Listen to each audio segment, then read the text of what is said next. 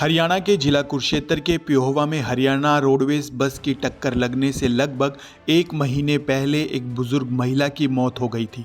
बुजुर्ग महिला को बस ने कुचल दिया था, जिसके बाद बुजुर्ग महिला की दोनों टांगें तक कट गई और उसके थोड़े दिनों बाद इलाज के दौरान बुजुर्ग महिला की मौत हो गई। इस मामले को लेकर आज बुजुर्ग महिला के परिजनों ने प्योहवा बस स्टैंड पर धरना दिया और प्रशासन पर कार्रवाई न करने के आरोप भी लगाए। मृतक बुजुर्ग महिला के बेटे पंकज गर्ग का कहना है कि उसकी मां की हरियाणा रोडवेज की बस की वजह से जान गई है, लेकिन आज तक प्रशासन की तरफ से कोई भी कार्यवाही नहीं की गई और उसकी माता के आरोपी आज तक खुले घूम रहे हैं। इसी को लेकर उन्होंने मजबूरन ये धरना दिया। उन्होंने मांग करते हुए कहा है कि जल्दी आरोपियों की गिरफ्तारी नहीं की गई तो ये धरना लगातार जारी रहेगा। इस धरने में भाजपा कार्यकर्ता सत्यनारायण जिंदल भी शामिल हुए। उन्होंने कहा कि जिस बुजुर्ग महिला की मौत हुई है उसका पति प्योहवा से सबसे पहले आरएसएस का सदस्य बना था। उसके बावजूद भी आज तक आरएसएस या बीजेपी का कोई भी प्रतिनिधि उनके घर पर दुख साझा करने तक नहीं पहुंचा और ना ही इस मामले में अभी तक कोई भी कार्रवाई की गई, जो बेहद ही चिंताजनक विषय है। वहीं इस मौके पर मृतक बुजुर्ग महिला के बेटे पंकज गर्ग और सत्यनारायण ने क्या कुछ कहा, आप भी सुनिए।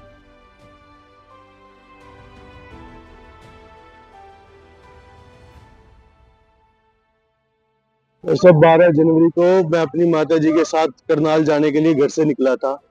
यहाँ बस स्टैंड पे हम अपनी तरफ जा रहे थे। हरियाणा रोडवेज की एक बस बड़ी तेज गति से आई और मेरी माँ को टक्कर मारकर उनके ऊपर चढ़ा दी, जिससे उनकी दोनों टांगें कुचली गई। उसके बाद मैं लोगों की मदद लेकर यहाँ से अपनी माता को मिशन हॉस्पिटल में लेके गया। उन्होंने तुरंत पीजीआई रेफर कर दिया। वहां पे जाने के बाद डॉक्टर ने रात को ऑपरेशन किया तो जिसमें उनकी दोनों टांगें काट दी गई और 10 दिन के बाद 23 तारीख को इस कारण से मेरी माता जी की मृत्यु हो गई। इस सारे घटनाक्रम में कोई भी प्रशासन का अधिकारी मेरे पास नहीं आया, कोई भी रोडवेज का अधिकारी मेरे पास नहीं आया, कोई किसी की मेरे साथ कोई सांत्वना नहीं रही। मेरा प्रशासन से और जो है रोडवेज के अधिकारियों के खिलाफ यही आज प्रदर्शन है। आम आदमी की जान को इतना सस्ता न समझा जाए।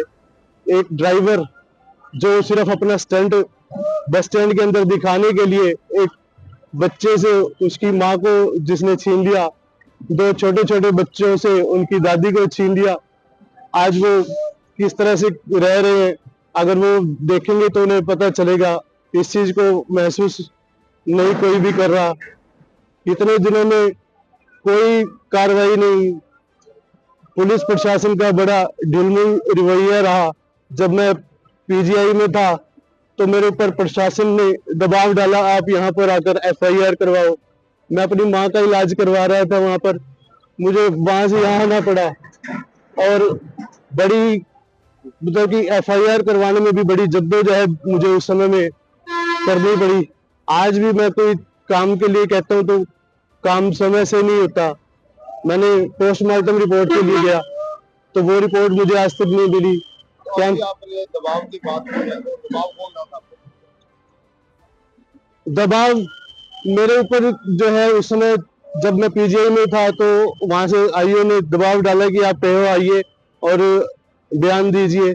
उस समय मेरी ऐसी स्थिति नहीं थी कि मैं यहाँ पर आकर ये सारी कार्रवाई कर सकूं। आज 1 महीना हो गया है, कोई कार्रवाई नहीं हुई। वो प्रशासन से क्या मांग करते हैं? मेरी प्रशासन से मांग है कि आज भी वो अपराधी मेरी माँ को मारने के बाद बाहर घूम रहा है, उसके ऊपर कोई सख्त से सख्त कार्रवाई की जाए ताकि आने वाले जो इस तरह से आगे से इस प्रकार से कोई घटना ना कर सके और ताकि आज भी वो ड्राइवर कहीं ना कहीं गाड़ी चला रहा होगा और वो इस तरह की दूसरों के साथ भी करेगा। मेरा नाम सत्यनारायण जिंदल है। मैं संघ परिवार से हूँ और मुझे आज बड़ा खेद है भी 1 महीने बाद भी कोई कार्रवाई नहीं हुई। जितने बड़े हैं, चाहे हमारे इंद्रेश कुमार जी हैं, इंद्रेश कुमार जी आपके संघ के बहुत बड़े स्तंभ हैं, वो पेवा के अंदर आए हैं यहाँ सरस्वती महोत्सव पे, वहां पर आके माला लेने के हकदार तो हैं वो, परंतु इस मामले में इनका परिवार है और उनके पोता जी हैं, ये पोता लगता है यहाँ से घर आने की उन्होंने कोई जहमत नहीं उठाई। ना ही यहाँ कोई भारती जी आए हैं, ना ही कोई और बड़ा नेता आया, कोई भी नहीं आया। अभी 3-4 दिन पहले एक पंडित जी की यहाँ डेथ हुई थी, उस पे यहाँ सारे सावित्री जिंदल क्या और बहुत बहुत नेता आके गए हैं, परंतु जिन्होंने एक पौधा लगाया है भारतीय जनता पार्टी का पेहवा के अंदर, आज उनकी बदौलत रोटियां खा रहे हैं सारे जितने भी हैं, मैं भी उसमें शामिल हूँ। सबके सब ये आज उनकी पकी पकाई रोटियां खा रहे हैं। उनके इस परिवार के लिए उन्होंने कोई संवेदना नहीं है, कोई जागरूकता नहीं है, कोई नहीं आया इनको पूछने के। जितने भी बड़े नेता हैं, चाहे अपने सीएम साहब क्यों ना हो, चाहे सुधा जी क्यों होना, चाहे भारती जी हो, कोई भी है, कोई भी नहीं आया एक भी बंदा। हादसा कैसे हुआ?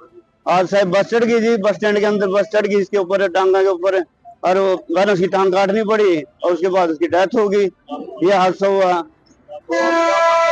हाँ जी, प्रशासन से क्या मांग करते हैं? प्रशासन से मांगे भी इनको न्याय मिलना चाहिए, इनको मुआवजा भी मिलना चाहिए। ना ही रोडवेज की तरफ से कोई आया इनके घर, ना ही प्रशासन की तरफ से कोई भी आया। इन्हें गड्ढा के सारे ना, और हम बीजेपी के, हम पार्टी के वर्कर हैं, डटका वर्कर हैं, और ये संघ के मैं संघ का माधव शाखा परिवार का कार्यवाहक हूँ। हम भी क्या इन्हें गड्ढा के सारे जो प्रधान प्रचारक है राजेश जी हैं, उनसे हमारी बात हुई, हमारे को मिट्टी गोली देकर चले गए। बाकी जो आए थे इनकी रस्म पकड़ी थी इनके माता जी की, उस दिन भी आए हुए सारे। क्या प्रीतम जी हैं, कोई हो रहे हैं, जो भी हैं बैठे हैं, बड़े बड़े अहदेदार बन गए, ठोलेदार बन गए। इन हम गड्ढा है क्या धरती में, जैसे एक हमारे वर्कर की ये कुछ नहीं है कर रहे, कुछ भी नहीं कर रहे हैं, इसलिए हमारे को रोष है। अब जितने बैठे हम संघ के कार्यकर्ता बैठे हैं सारे के सारे, हम इनसे ना सारे से अपील करते हैं, मर जाओ डूब के, इससे अच्छा संघ को छोड़ दो। क्यों झंडा हमारे को सुबह से उठाते हैं, 4 बजे हम जाते हैं पार्क में झंडा लगाते हैं। हमारे को इनके प्रचार के लिए जब राजकुमार सैनी जी के टाइम में हमारे को प्रचार में उतारे, हम घर घर जाके ठोकरा खाई हमने। फिर उसके बाद नायब सैनी जी के लिए हमने ठोकरा खाई, फिर ये डीडी शर्मा जी के लिए हमने ठोकरा खाई।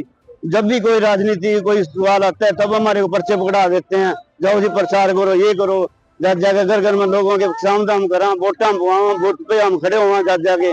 हमें रोष है कि एक जिसने पौधा लगाया बीजेपी का और संघ परिवार का पेड़ के अंदर सबसे पहले झंडा उठाने वाले नेताजी थे, जनता के नाम से मशहूर थे, ईश्वर दयाल जी, उनका ही पौधा लगाया। डॉक्टर राम किशन जी थे, सुबादी के नाम से मशहूर थे, जो जिन्हें लगाए थे पौधे, उनके रोटियां खा रहे हैं सारे।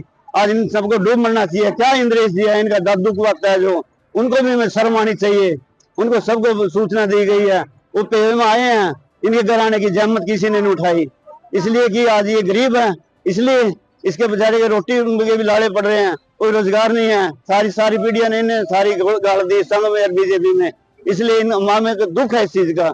इनकी कोई सुध लेने वाला नहीं है आज के टाइम में। उनको डूब मरना चाहिए इंद्रेश जी को, तो खासकर मर जाना चाहिए, इनका परिवार है यूं। मैं तो बस यही कहूंगा जी।